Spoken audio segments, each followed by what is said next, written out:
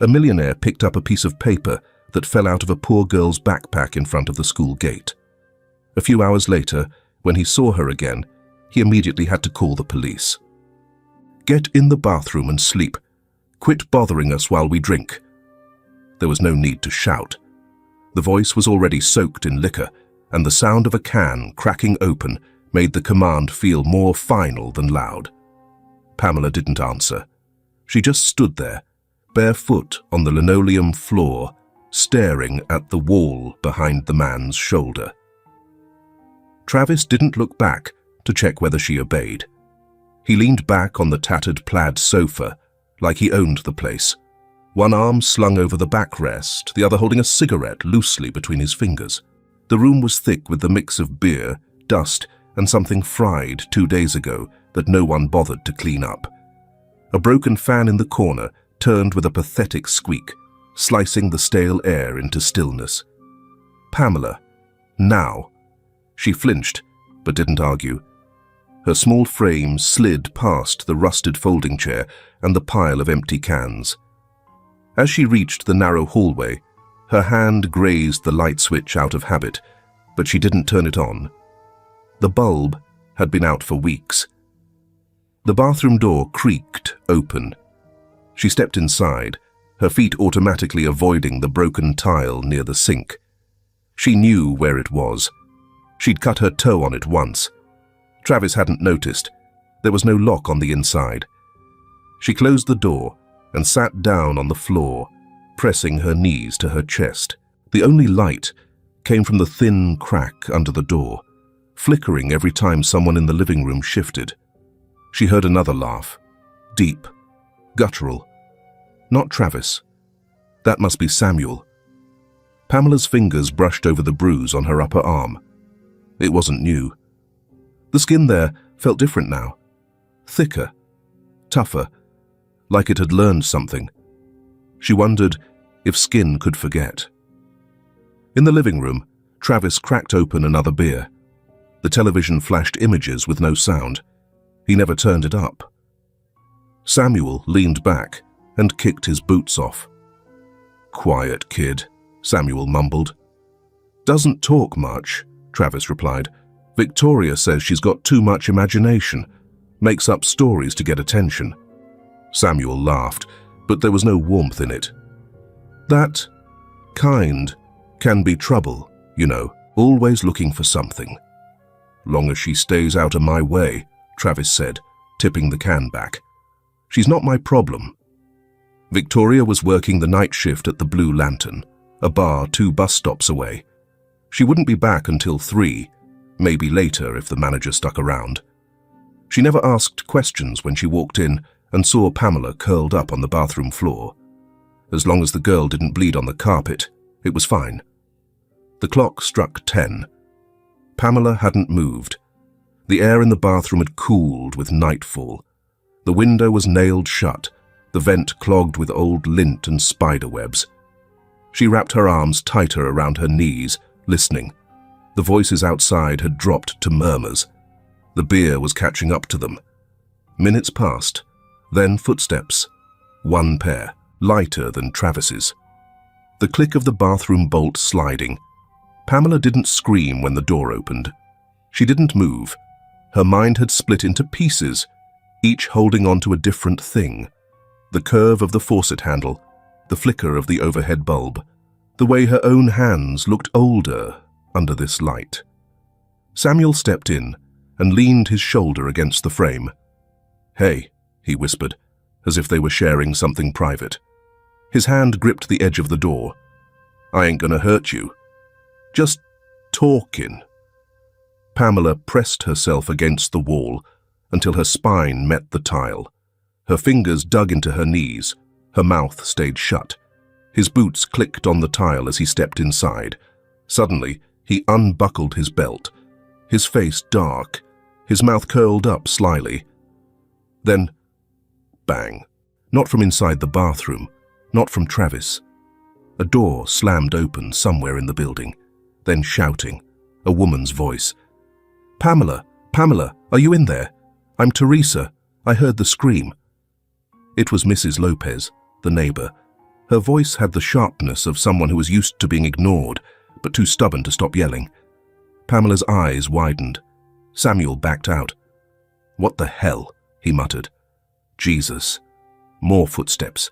Louder now. A male voice. Young. Jesse. Teresa's nephew. "Hey, you in the bathroom? Pam? Hey, bastard inside.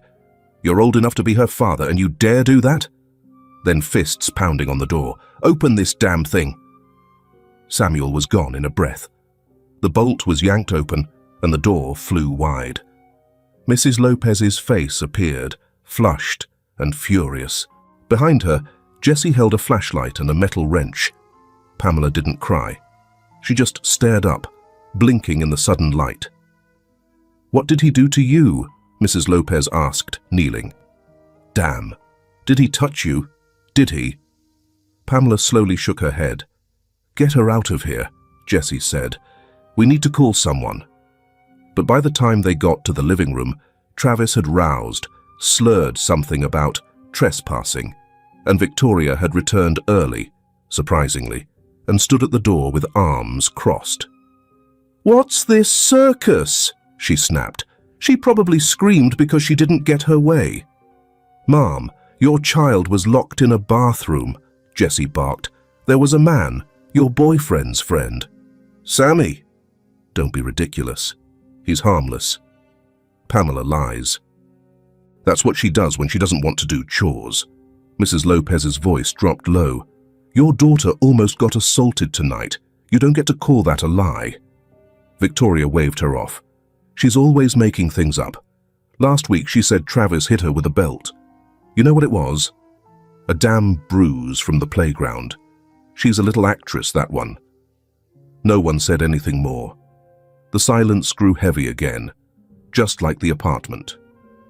That night, Pamela lay on the floor again. No pillow, no light. The door had been shut, but not locked. Yet she didn't push it open. She curled onto her side and watched the tiny stream of moonlight that filtered through the bathroom vent. It barely touched the floor, but it was enough to count. She counted it. Over and over, until her eyes forgot how to stay open. It had rained sometime in the night. The sidewalk was still wet, glistening in patches where morning sun hadn't reached. A few pigeons picked at something near the curb, and the city's rhythm was only just beginning to rise. Buses coughing awake, windows being slid open, the occasional dog barking in defiance of the new day. Pamela walked the cracked sidewalk like a girl balancing on invisible wires. Her shoes had holes in both soles, and the right one made a soft, sucking sound each time it lifted off the damp concrete. Her cap, the faded pink backpack with a single working strap, hung loosely on her shoulder. It had begun to tear along the bottom seam. She didn't look up when she passed the bakery cart. "Morning, baby," said a warm voice. Pamela paused. Mrs. Sally, sturdy in her yellow apron and a knit scarf that didn't match anything, held out a pastry in a napkin. "It's warm. I made too many this morning." Pamela didn't reach for it. "It's cinnamon. You like cinnamon?" Sally asked. Pamela gave the smallest nod. "Then take it. And don't you worry. You'll pay me back one day by getting real smart, you hear?" Pamela took the roll with both hands. She didn't say thank you. But she didn't walk away fast either. Mr. Max was leaning against the chain-link fence by the school gate. His cap sat low over his eyes, and he was flipping through an old paperback, the kind with creased corners and tiny print. "You're late, Peanut," he said, but not unkindly. Pamela looked down. "Don't worry," he added, stepping aside. "I'll tell him I got the time wrong." Before she passed him, he reached into his pocket and slipped something into her hand. A wrapped peppermint. No words, just a half smile and a wink so fast she almost missed it. In class, the heat buzzed faintly in the old pipes, and the lights flickered every few minutes. The room smelled like chalk dust and disinfectant. "Gross," Emily Carter muttered, wrinkling her nose. She leaned across the aisle just enough for others to hear. "Seriously? Doesn't anyone at home make you wash?" A few giggles followed. Pamela didn't look up. Emily snorted. "Did you even comb your hair today?" Pamela opened her textbook. The pages were wrinkled from moisture. "Whatever," Emily said, turning back around. "It's like she lives in a trash can." The teacher, as usual, didn't notice. Or maybe she noticed everything and said nothing. Pamela wasn't sure which one hurt more. Lunch was a quiet affair. Most kids had packed lunches or brown bags with peanut butter sandwiches and juice boxes. Pamela waited until the room thinned out, then walked slowly to the bathroom at the end of the hall. She sat in the last stall, legs pulled up to the seat so her shoes wouldn't show. The cinnamon roll from Mrs. Sally was squished, but still edible. She unwrapped it slowly, carefully, like it might disappear if she moved too fast. As she ate, she stared at the stall door. Someone had scratched a heart into it, then scribbled it out with a pen. Above it, in faded ink, "Nobody cares." Pamela wiped her hands on her skirt. Then she pulled some toilet paper from the holder and tried to clean the mud off her sneakers, carefully pressing the paper against the sides where the seams had split. She didn't get it all, but it was better than nothing. Home was waiting. When she opened the apartment door, Travis was already pacing. "What the hell is this?" he growled, holding up her backpack. Pamela froze. "The damn thing's ripped open. What did you do? Drag it through a sewer?" She shook her head. "You think money grows on trees, huh? Maybe I should start tearing up your shoes, see how you like it." She flinched. Travis stepped closer. "Don't walk away from me." She wasn't. She wasn't moving at all. "You little—" He grabbed the backpack and swung it at her side. The hard edge of a book hit her ribs. Then his palm landed across her shoulder. She dropped to the floor. He stood over her, breathing heavy. "Victoria busts her ass every night, and this is how you repay us?" Pamela said nothing. He walked away, muttering. Her ribs ached. One side of her face felt hot. She didn't cry. Not yet. That night, long after the apartment had gone still, Pamela sat on the corner of her mattress on the floor. She hadn't changed clothes. She hadn't eaten dinner. Not that there had been any. The light bulb in her room was broken. Only the hallway light reached through the open crack in her door. She pulled out a scrap of old notebook paper from under her pillow. It was wrinkled, torn from a page full of math problems. She turned it over and pressed it flat against her thigh. She thought for a long time. Then, slowly, she wrote, "Please, help me. I'm scared to go home." The pen shook in her hand. She read the sentence once, then folded the paper twice. She slid it into the inner pocket of her torn backpack, underneath a book she never finished. Pamela didn't know what tomorrow would bring. She just hoped the paper wouldn't fall out before she figured out who to give it to. Inside, room 204, the overhead lights buzzed softly, flickering every now and then like they were reconsidering their purpose. The clock on the wall ticked too loudly. Pamela kept her eyes on the second hand. It moved like it had something to prove. Around her, students were pulling on coats, stuffing notebooks into bags, scraping chairs back on the tile. The school day was ending, but Pamela didn't get up. Not yet. She had walked to class with a plan. One simple plan. Hand the note to someone who might actually read it. She had thought of Mrs. Sally, of course, but Mrs. Sally had too many bags, too many customers. Mr. Max, maybe. But he never left his post at the gate. So, Pamela had settled on Ms. Hart. Her hands rested on her lap, fingers curled inwards, as if gripping something invisible. She could feel the folded paper inside her backpack, like a secret burning a hole through the canvas. She had rehearsed it, standing up, walking over, waiting until Ms. Hart wasn't talking or texting. Just a simple handoff. No words. A look would be enough. Maybe. She waited for the window. And it came, just before the final bell, when Miss Hart put her phone down on the desk and stretched, arms overhead, sighing. Pamela stood up. She walked slowly toward the front of the class. Miss Hart's phone buzzed again. She glanced down, frowned, then snatched it up. "Are you kidding me?" she muttered. "Again." Pamela stopped a few feet from the desk. Miss Hart was now pacing behind her desk, phone pressed to her ear. "No. I told you I wasn't doing this over text. If you want to break up, have the guts to—" Her voice dropped into a harsh whisper as she turned toward the window, back to Pamela. "School's over. Why aren't you home yet? I'm a little tired today, Pamela. Let's do something later. Today's homework is easy. If you have any questions, write them down in your notebook. I'll handle them later." Pamela's hand lowered. She folded the paper back into her palm and stepped away. Silently, she returned to her desk, eyes on the worn linoleum floor. Miss Hart sighed, stood up, picked up her bag, and left, muttering, "What a tiring day everyone is having."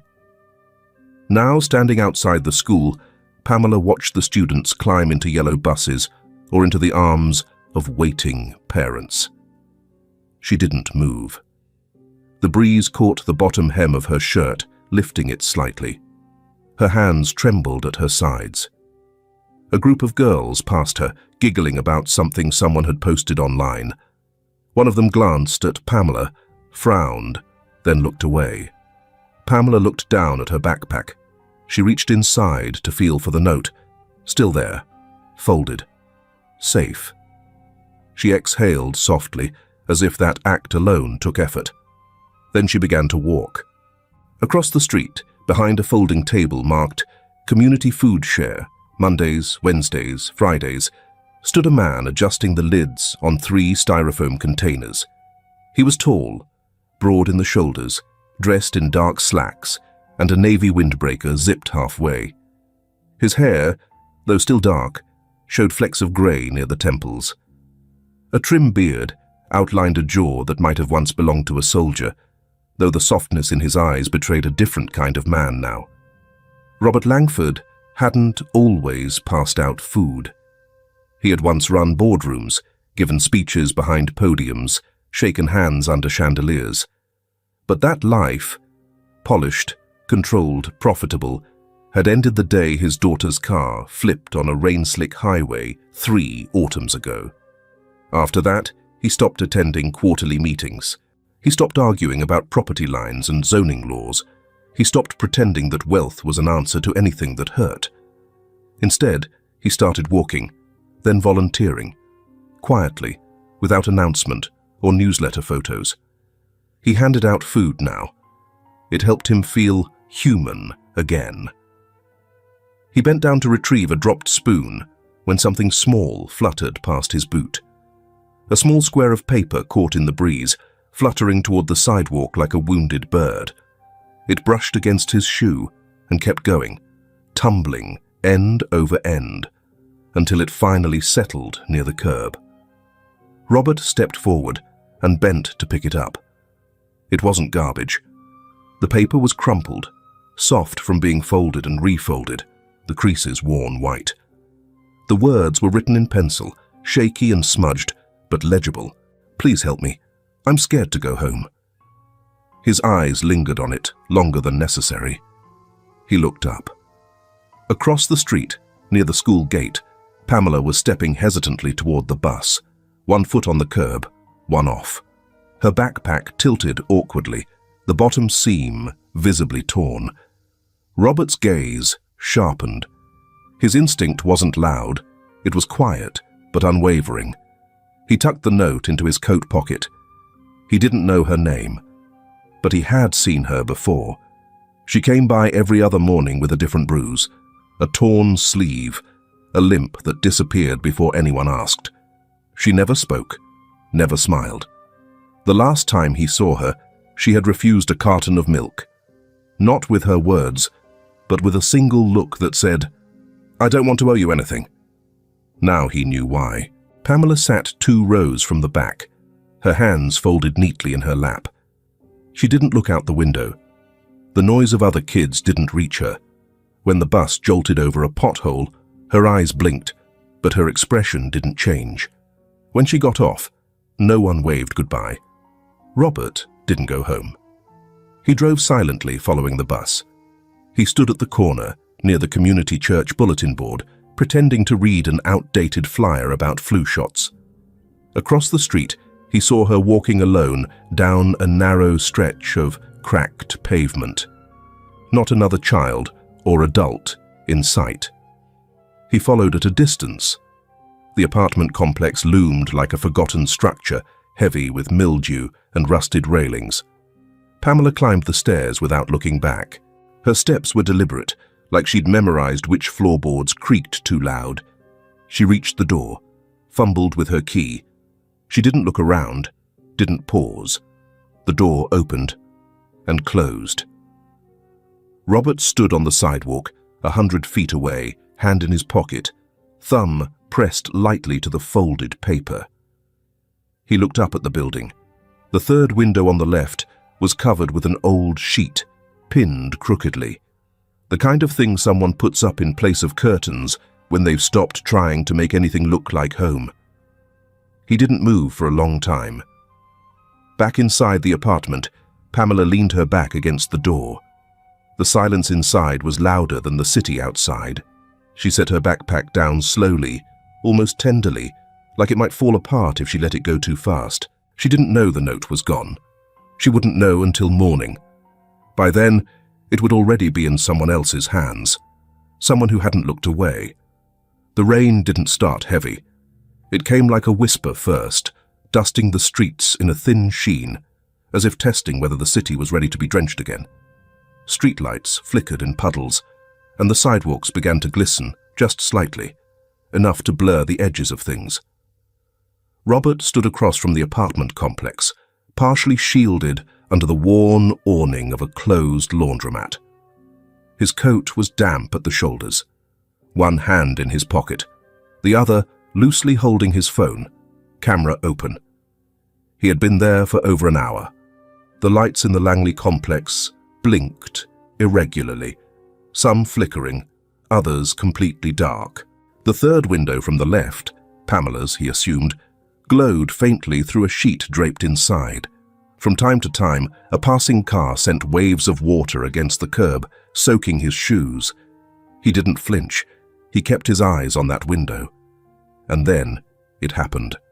A crash. Not glass, wood. Then a shout, thick and slurred. The door had slammed. "Get in there and stay there. You hear me?" Another voice, small, stifled, pleading. "I'm sorry, I didn't—" Another crash, louder. "Shut it! I'm sick of your damn excuses!" Robert stepped forward, phone already lifted. The apartment's only light flickered once, then went out entirely. All at once, the hallway went dark. The voice kept going. "You think you can cry your way out of everything, huh? You think you're smart?" Along with the scolding were strong blows to her buttocks and back. Pamela's cries became weaker and weaker, while Travis's voice was enough to swallow her whole without the need for physical injuries. There was a hollow thud, a muffled sob, then silence. Robert kept filming, lips pressed into a hard line. His breath steamed in the rain. The red record button blinked steady in the corner of the screen. It was shaky, but clear. Sound. Shadows. Words. The note in his pocket hadn't been a mistake. He stopped the recording, opened his contact list, dialed. 25 minutes later, he sat across from Claudia Meyer, who had met him at the back entrance of the downtown child welfare office. She was in her early 40s, with blunt-cut dark hair and eyes that never seemed surprised by bad news, but never indifferent to it either. Robert said nothing as he handed her the phone. The office was quiet, a single desk lamp casting pale light across a stack of files. Claudia played the video. She didn't blink once. When it ended, she exhaled through her nose. "We'll take her tonight," she said. That was all.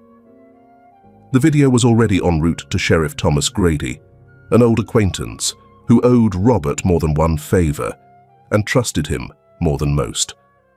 Robert followed up with a voice message, brief and sharp. The Langley complex. Immediate welfare check. Minor in danger. I have video. At 2:08 a.m., the rain was a downpour. Robert rode in the second car behind the police cruiser beside Claudia. No sirens, no urgency on the outside, just the methodical weight of responsibility moving through the night. The officers moved in quietly. They didn't knock. The front door opened in seconds, too quickly, and the hallway smelled of mildew, whiskey, and something burned. Claudia stayed behind. Robert followed them inside. Pamela was in the bathroom, curled beside the toilet, wrapped in a towel that hadn't been white in years. Her arms crossed over her stomach, her cheek against the tile. Her face was red where someone's palm had landed. She didn't move when the door creaked. She didn't lift her head, but her eyes opened slowly and saw him. Robert knelt. He didn't touch her. He just crouched low, steady, one hand palm up near his knee. "Hey," he said softly, "you don't have to live like this anymore." Pamela stared at him. No tears, just that same tired stillness. He nodded once. "There's someone here now. Someone who'll make sure this doesn't happen again." Only then did she blink. Slowly. Like someone waking up from something long and heavy. Back outside, Claudia was speaking with the officers. Travis was handcuffed on the curb, shouting slurs that no one acknowledged. His voice was hoarse, his eyes wild. But the rain muted everything. Robert stood under the overhang beside Pamela, who now wore a jacket too big for her. "Where's she going?" he asked Claudia. She glanced at the child, then back at Robert. "We'll find her a foster home, but it'll take a few days. Maybe a week. The system's slow, especially this late. She needs somewhere safe tonight." Robert didn't hesitate. "She can stay with me." Claudia studied him. "You sure about that?" He nodded. "I won't get in the way. I just want her to feel okay." Claudia looked back at Pamela, then at her phone. "I'll write it as an emergency placement," she said. "Temporary guardianship. You'll need to sign a few things." "I'll be careful," Robert added, almost to himself. "She doesn't need careful," Claudia said. "She needs quiet, patience, routine. I can give her that." They shook hands. Pamela huddled near the door, her loose coat covering her knees. The rain was still pattering on the roof. Robert turned his head. "I'll watch you for a few nights, okay?" The girl didn't answer right away. Only the sound of the rain answered. After a while, Pamela's voice rang out, small but clear. "Please don't make me sleep in the bathroom." Robert said nothing, but his eyes were still. He nodded slightly, then opened his arms. Pamela hesitated for a second, then collapsed into his arms, as if her entire small body had been exhausted. Less than a minute later, she was asleep. Outside, he wrapped his coat tightly around her. After calling Claudia, he told the police, "Check the school. Check the mother. That girl has been crying for help for a long time, and no one cares." Meanwhile, in the ground floor apartment, Teresa cracked open the window at the sound of a car horn. Jesse, her nephew, poked his head out. "Travis finally got what he deserved," she whispered, then turned to the child sleeping under the covers. "Live better, little one." A car screeched to a stop. Victoria. Seeing Travis handcuffed on the sidewalk, her face paled. Not asking anyone, not daring to enter. Victoria turned silently and ran, panicking as if the truth would call her name next. In the car, Pamela sat silently beside Robert. She didn't lean toward the window. She didn't look at him. She just held the seatbelt strap, like it was something to anchor her to the world. He turned the heat up. When they pulled into his driveway, the porch light cast a warm halo over the front steps. He got out, walked around, opened her door. "Come on," he said. Pamela climbed out, slow and cautious. Inside, the house smelled like wood polish and rosemary. The floors creaked a little, but everything else was soft, lights dim, furniture clean, the kind of silence that held its breath, not the kind that screamed. He showed her the guest room. "I can leave the door open, if you want," he offered. She didn't answer. Just stepped in, sat on the edge of the bed, stared at the wall. He laid a folded towel on the nightstand. "There's water in the bathroom. Toothbrush is new." Still nothing. He hesitated at the doorway, then said gently, "I'll be up for a little while, if you need anything." Pamela looked at him for the first time since the bathroom. A flicker of something. Recognition, maybe. Robert gave the softest nod he knew how, then walked away, leaving the door half open behind him. The rain kept falling. But in one quiet room, for the first time in a very long time, no one raised their voice, and no one cried. The first thing Pamela noticed wasn't the size of the house. It was the light. It poured from the ceiling softly, like it had nowhere else to go, filling every corner with something that felt warm but unfamiliar. The walls were pale cream, with paintings that didn't shout. The furniture was wooden and heavy, but soft-edged, like it had been chosen for comfort, not show. There were no piles of things, no garbage bags stuffed behind doors, no smell of cigarettes clinging to curtains. Pamela hovered by the threshold of the entryway, her shoes leaving faint, wet prints on the tile floor. She didn't move until Robert had closed the door gently behind them. "It's quiet," he said, setting his keys in a small ceramic bowl by the wall. She nodded once, her chin barely moving. He pointed down a short hallway. "Your room's this way." He walked ahead. She followed, but not closely. Her feet made no sound on the rug. Her eyes darted to the sides. Framed photos on a shelf, a bowl of fresh oranges, the subtle scent of lavender coming from somewhere she couldn't place. He opened a door. "This one's yours, if that's all right." The room was small by the house's standards, but still far larger than anything she'd had before. There was a window, with a light curtain that shifted slightly from the breeze of a heating vent, a bed with a pale green blanket, a single stuffed bear sitting in the center like it had been waiting its whole life for someone, a desk with a lamp, a bookshelf, an empty dresser. There were no locks on anything, not the windows, not the door. Pamela stood at the threshold. "Bathrooms through that door," Robert added, motioning to the left. "Fresh towels are in there, soap, toothbrush. If anything's missing, let me know." She nodded again. He lingered, then said quietly, "I'll be up for a bit. You don't have to talk if you don't want to. But if you need something, I'm just down the hall." He gave a slight nod and stepped back, leaving the door open behind him. Pamela took 3 slow steps into the room, then stopped. The bed looked too new, too soft. She didn't touch it. Instead, she walked to the far corner and sat on the floor, knees pulled to her chest, facing the window. Her eyes stayed open long after the light outside had dimmed into darkness. Later that evening, Mrs. Martha, the housekeeper, came to check in. She knocked gently, then peeked her head in. "Sweetheart, I just brought a warm towel in case you feel like washing up."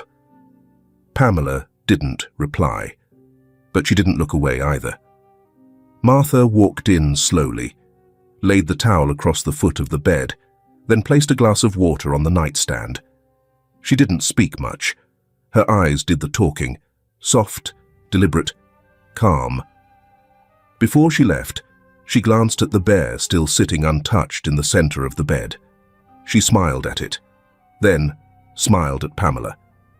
"You don't have to do anything tonight, just rest, that's all." Pamela listened to her footsteps fade down the hall. The next morning, Mr. Dwight, the gardener, was trimming hedges when Pamela wandered outside with bare feet and guarded steps. The grass was still damp. She stood behind a row of rose bushes, half hidden. "You like flowers?" he asked, without turning around. She hesitated, then gave a slow shrug. "These over here," he said, wiping his hands on his pants and gesturing to a corner bed of young plants. "They haven't bloomed yet. Don't have a name either. You could give them one, if you want." Pamela looked at him, not at the flowers, at his face. He didn't smile in the way adults usually smiled at kids. He just looked at her like she was a person. She whispered, "Maybe later." Dwight nodded like she'd just made a fine decision. "You take your time." That night, Pamela lay in bed, but didn't pull the covers over her. The bear was still untouched. The books on the shelf remained unbrowsed. The room felt safe, but safe didn't feel real yet. She left the lamp on. Outside her room, she heard footsteps. Steady, predictable. From the hallway to the kitchen. From the kitchen to the study. Robert. He wasn't checking on her. He wasn't pacing. He was just moving, like people did when they had no reason to fear being in their own home. She closed her eyes for a while, opened them again. Nothing had changed. That, strangely, helped. At breakfast, Pamela sat at the edge of the dining table, not quite comfortable, not quite afraid. Robert was reading a newspaper, folded neatly, resting on a placemat. He drank coffee from a ceramic mug, one with a faded logo that said Langford and Mason, Real Estate, 2003.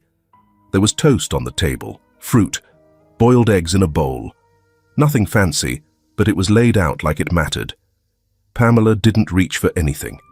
She just looked. And for the first time since she had arrived, her eyes didn't dart away when Robert glanced up. He offered a quiet nod. Nothing more. Pamela reached for the toast. Slowly. The crust crackled slightly in her fingers. The sun streamed through the dining room windows. It was a clear day, but the light wasn't harsh. It fell across the room like it had always been welcome there. Pamela chewed quietly, eyes flicking between the window, the toast, and the man across the table, who never once asked her to explain herself.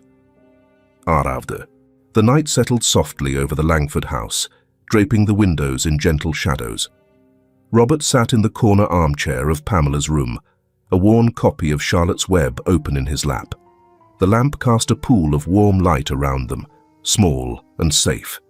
He read slowly, pausing for breaths between each sentence, never rushing. His voice had that calm texture some people are born with, the kind that made even the spaces between words feel like resting places. Pamela lay under the covers, her back pressed against the headboard, knees pulled close to her chest. She didn't look at him, but her head was slightly turned, enough to catch each word. She was listening, even if her eyes stayed on the far wall. He never asked if she liked stories, never offered choices. He simply began. That first night, and the one after. Words, not questions. A rhythm, not a demand. By the time Wilbur met Charlotte, Pamela's eyes had grown heavy. Robert closed the book gently and placed it on the nightstand. He turned off the lamp, but left the hallway light on, just enough to soften the edges of darkness. Then he stood, quietly, and left the door ajar. It wasn't silence that filled the room. It was something quieter. At 3:14 a.m., Pamela screamed. Robert was out of bed before his thoughts could catch up. He reached her door in 4 long strides and stepped inside without knocking. She was sitting upright in bed, trembling, her fists clenched around the blanket so tightly her knuckles were white. Her breathing came in sharp, erratic bursts, and her eyes, wide, unseeing, were still caught in the nightmare. Robert didn't speak. He simply sat on the floor beside her bed, knees drawn up, his hands resting loosely on his legs. After a long moment, he moved one hand near hers on the blanket. He didn't touch her, he just let it be there, close, visible, steady. Pamela's gaze dropped. She blinked, once, twice, then slowly, as if releasing pressure from a tightly wound spring, her fingers began to loosen. Her fists softened. The blanket sagged. Her arms trembled. And then, in a voice so faint it was nearly breath, she said, "Don't let them lock me in again." Robert's jaw tightened, but his voice stayed even. "They won't," he said. Pamela stared at him, eyes no longer wild, but worn. Then, slowly, she shifted, crawled across the bed, and pressed her small body gently against his side. Not urgently, just enough to feel someone else there. He wrapped one arm around her back, not tight, just present. She exhaled and fell asleep. The next morning she didn't apologize. She didn't even mention it. Over breakfast, she sat quietly at the table while Robert read the paper and sipped his coffee. Pamela took her toast without prompting. She buttered it, carefully, slowly. When she looked up and caught his gaze, she didn't flinch. "Thanks for staying," she said. Robert looked at her. No dramatics, no sudden swell of music, just a man sitting across from a girl who had never known what staying meant. "Always," he replied. Later that day, something unusual happened. At school, when Emily Carter dropped her pen, it rolled under Pamela's desk. Emily reached halfway down, groaning. Pamela bent down before her. She picked it up, held it out. Just that. No explanation, no hesitation, no stare. Emily blinked, surprised. Then she took the pen. "Thanks," she muttered, almost unsure. Pamela didn't reply, but for the rest of the class, Emily didn't say a word about anyone's clothes. That afternoon, Gary, the Langford Estates driver, took Pamela along for a grocery run. Robert stayed behind, working in his study. The ride was quiet until Gary, glancing at her through the rearview mirror, said, "You ever seen a cat drive a lawnmower?" Pamela looked confused. He grinned. "I'm serious. Happened in my cousin's yard last summer. Cat jumped on, sat on the wheel. Thing started rolling straight into the fence." Pamela blinked. Her lips twitched. "Cousin's fine. Fence is not. Cat's now in therapy," he added. A tiny laugh escaped her. Not loud, not long. But Gary caught it and didn't make a big deal. Just smiled, like it had always been there. That evening, after dinner, Pamela went to her room and quietly began reorganizing her desk. No one asked her to. She pulled out the books, wiped the surface with a damp cloth she found in the bathroom, arranged her things in neat rows. The stuffed bear was moved gently to one corner. Mrs. Martha passed by the doorway and paused. She didn't interrupt, just watched. Then gave a small, satisfied nod. Not because the desk was clean, but because something else was shifting. A choice was being made. From the hallway, Robert saw it too. He stood just long enough to understand. She hadn't said she trusted him, but she had rearranged her space. She had laughed at a joke. She had handed a pen to a girl who once mocked her. She had let go of the blanket. And in Robert's world, those were all the words he needed. The sun was high when it happened. Pamela had been outside during recess, standing just beyond the circle of girls playing hopscotch. She wasn't joining in, but she was close enough to watch. Emily Carter glanced at her once but said nothing. A small step forward, perhaps. Then Pamela blinked, stumbled, and folded to the ground like a paper crane collapsing on itself. Emily was the first to scream. Teachers rushed over. One shouted for the nurse, another fumbled for a phone. Within minutes, an ambulance's siren began to wail in the distance. Pamela didn't speak. Her lips moved slightly, but no sound followed. Her eyelids fluttered. Her fingers curled into the dirt. By the time Robert reached the hospital, her shoes had already been placed in a plastic bag. The nurses moved around efficiently, and he was told more than once to please wait out here. He waited for hours, staring at the wall, at the floor, at the too white ceiling. Everything smelled like antiseptic and decisions. Eventually a doctor came. He looked like he hadn't slept in a day. Robert stood up. "What is it?" The doctor's face didn't change. "She has leukemia, acute lymphoblastic." The words didn't land all at once. They rolled slowly toward Robert, like a slow-moving tide, reaching his feet, then his knees, then the rest of him. "Is it advanced?" "It's progressed, but there's still time. We'll need to start treatment immediately. She'll require a bone marrow transplant." Robert nodded, even though nothing in his body understood yet. Inside the room, Pamela stirred. When he stepped in, she looked up, not with fear or confusion, but with concern. "You didn't finish the chapter last night," she whispered. Her voice was hoarse, dry, but it still carried weight. Robert smiled, barely. "I brought the book." Pamela didn't ask what had happened to her. She didn't ask why there were tubes in her arm or why the lights were so bright.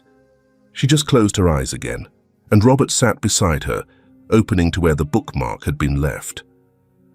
Claudia arrived in the early afternoon. She didn't say much, just pulled up a chair across from Robert, her eyes scanning the medical clipboard, then landing on Pamela. Neither of them spoke for several minutes. "I'll notify the registry," Claudia finally said. "We'll start the search for a match." Robert nodded. His hand rested gently on Pamela's wrist. Later, he would begin making calls. Blood tests, screening. Friends, old colleagues, distant family. Everyone. But for now, the room was quiet, except for the slow beeping of a monitor and the sound of Robert's voice, reading gently through the dry air. The next few weeks passed like a long, pale tunnel. The walls were white. The lights buzzed. Nurses came and went. Pamela stayed. Her hair began to thin, then fall. She noticed it in small ways first, the way it clung to her pillow, the strands in the shower drain. But she never asked about it. Instead, she asked about Robert. "Did you eat today? Are you sleeping okay? You look tired, Dad." Robert would smile, even when his voice cracked. "I'm fine." He wasn't. But he stayed. Each night, he brought the same book. His voice never rushed. When it shook, Pamela never mentioned it. She just leaned slightly closer, her fingers curled gently near his elbow, not touching. She didn't need to. Robert knew time was pressing on both sides of them. He read slower each evening, hoping the spaces between words could somehow stretch the days longer. But the test results kept coming back the same. No match. None. And still, Pamela asked him every morning, "Did you sleep okay?" One night, after a particularly long day of scans and needles, Robert walked down to the hospital chapel. He didn't pray, but he sat there, because it was quiet, because no one asked anything of him. He stared at the small, flickering candle in the front row and thought of the first day he saw her. Backpack torn, eyes hollow, a crumpled note fluttering in the wind. He thought of the scream that pulled him from sleep, of the little hand that clutched his jacket, of the girl who, even now, asked if he'd eaten. When he returned to the room, Pamela was asleep. Her face had lost some color, but not warmth. She still looked like someone fighting, not for herself, but for everyone else. Robert sat, opened the book, read aloud anyway. Some nights, she didn't wake. Some nights, she did. But every night, he read. because even though her body was weakening, her heart had stayed, and he wasn't going to let that go unseen. The headline spread faster than the hospital lights could flicker. Millionaire, abuser, leaves, girl, fighting for life. It ran in bold across the digital front page of a tabloid blog that never missed a chance to bleed a story dry. The journalist was Alice Gomez, a name Robert hadn't heard in years. She had once requested an exclusive interview during the height of his real estate fame. He'd declined politely. She hadn't taken it well. Now she had found her revenge. She twisted the facts. A reclusive former tycoon, a sickly girl with no relatives, secretive hospital visits, and whispered speculation. Her article didn't name Pamela, but it didn't need to. The photos did the talking, grainy shots outside the hospital, Robert's face caught in shadow, Pamela in a wheelchair, her thin arms cradled in a blanket. By mid-morning, the article had gone viral. Claudia Meyer's phone buzzed off her desk for 3 straight hours. She read the piece once, twice, and by the third time, her hands were shaking. She called every editor she knew, every reporter who'd ever claimed to care about the truth.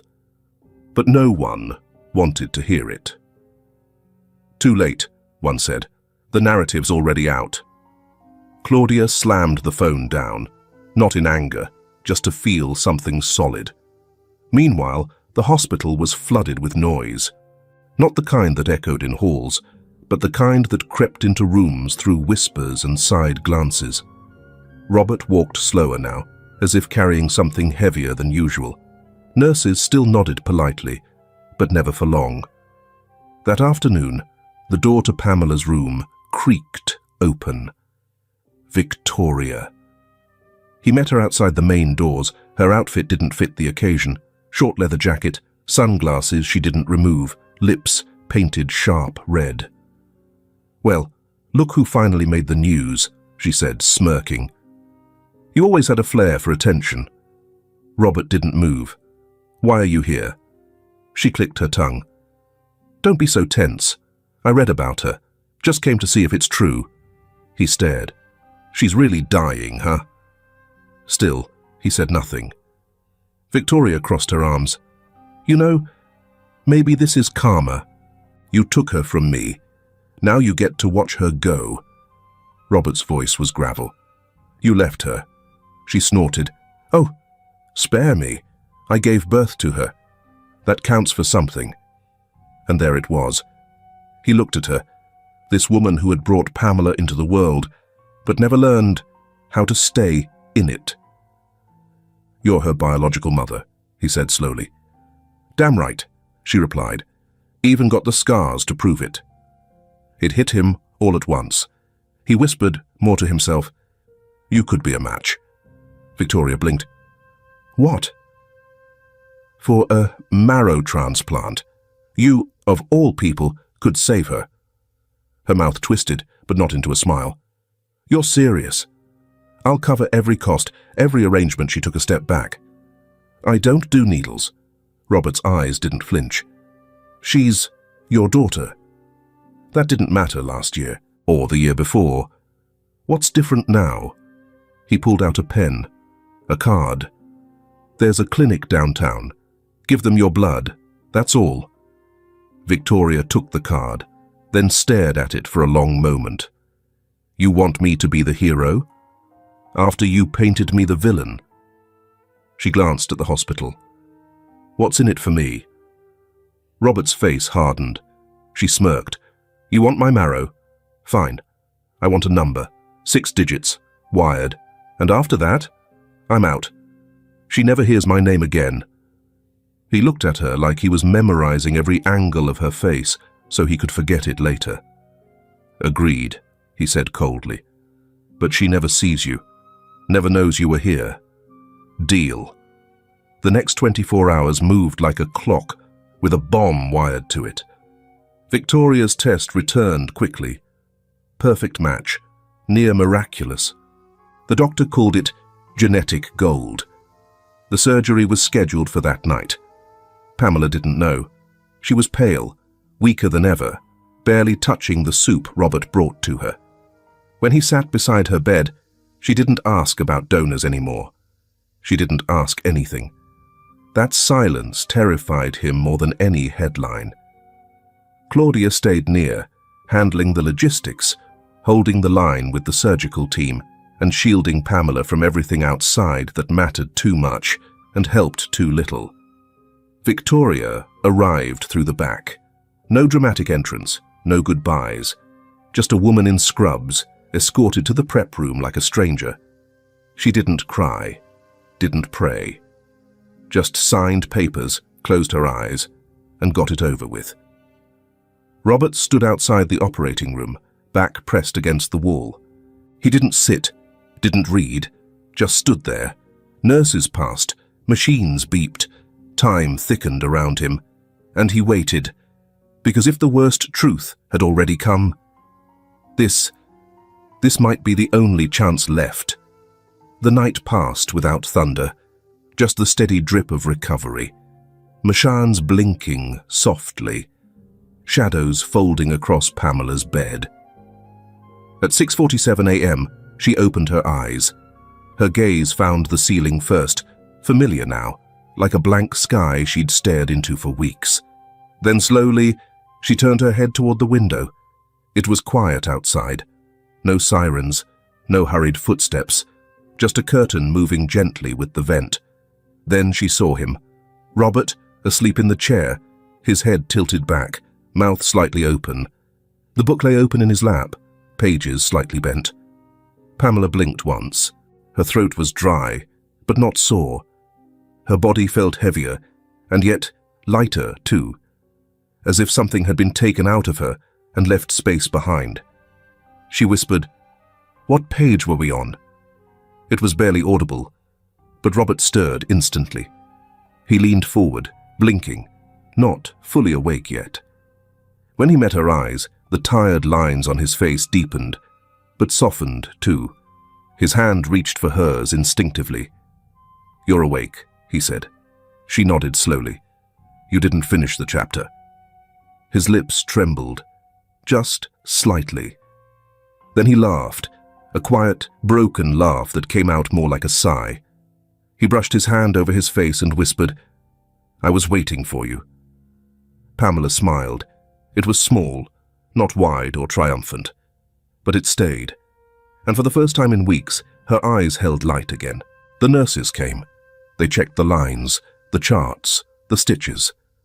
Pamela let them, her fingers still curled loosely around Robert's. Later that afternoon, the door creaked open and someone peeked in. Emily. She didn't bring flowers or balloons, just a small notebook, worn at the edges. She shuffled forward, placed it on the tray table beside Pamela's water cup, then stepped back. On the front was a line of scribbled ink. "I'm sorry. Want to be friends?" Pamela didn't answer right away, but her hand reached out and rested lightly on the notebook's cover. Emily stood there a moment longer, then offered a small, nervous grin. Pamela gave the faintest nod. And just like that, the silence that had once filled their classroom began to dissolve. Days passed. Then a week. Pamela's hair began to fall less. Her cheeks, once pale and thin, held color again. Her eyes tracked more than shadows. She asked questions, not about her illness, but about everything else. Why does the IV beep like that? Where do the nurses eat lunch? Can I keep the socks with the rubber dots on the bottom? Robert answered each one like it mattered. Because it did. Every person in the house noticed the change. Mrs. Martha brought soup, thicker now, heartier. Sometimes she added little pieces of chopped carrot in the shape of stars. Pamela didn't mention it, but she ate everyone. Gary visited twice a week. On Thursdays, he brought magazines with puzzles. On Saturdays, he told another cat story. Pamela didn't laugh the first time, but she did smile. The second time, she giggled behind her hand. Dwight, the gardener, stopped by one afternoon with a plastic pot containing a tiny green sprout. "It needs a name," he said, setting it on her windowsill. Pamela stared at it, then pointed. "Hazel," she said. Dwight nodded. "Strong name. Grows slow, but grows true." That night, Pamela whispered to Robert, "I think Hazel likes the window." One quiet morning, Claudia appeared at the hospital, a folder under her arm. Robert met her in the corridor outside the room. The fluorescent lights hummed low overhead. "She's past the worst," Claudia said. "Doctors are optimistic. Still a long road, but she's on it now." Robert nodded.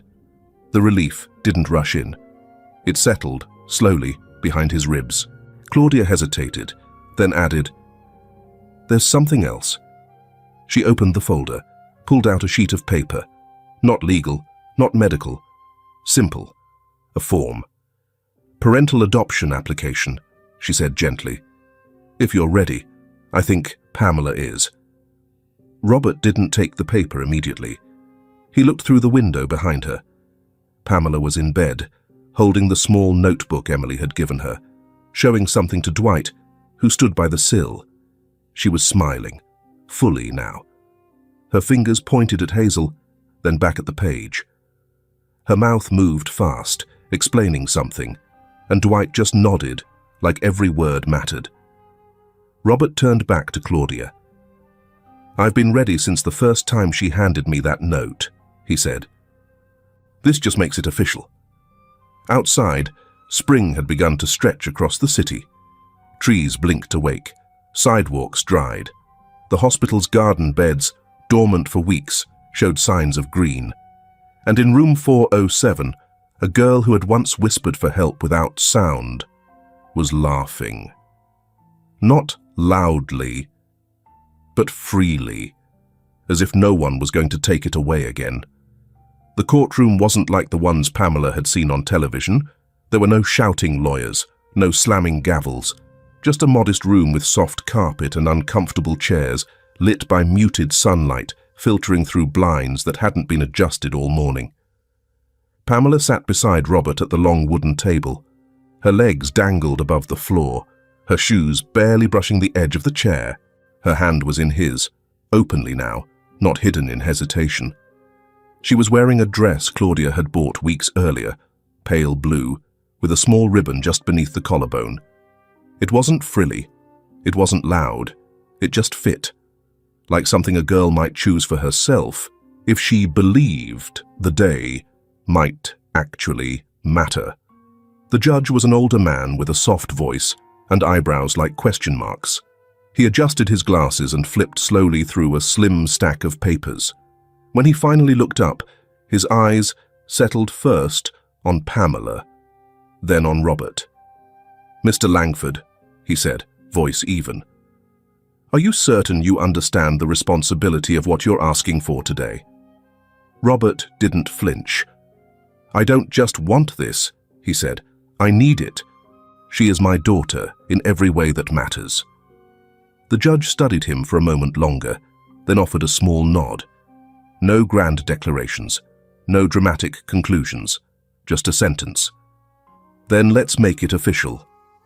Pamela's grip on Robert's hand tightened, just slightly. That evening, the house smelled faintly of cinnamon and rosemary. Mrs. Martha had baked, again, and this time Pamela had helped, her sleeves rolled up, flour dusting the tip of her nose.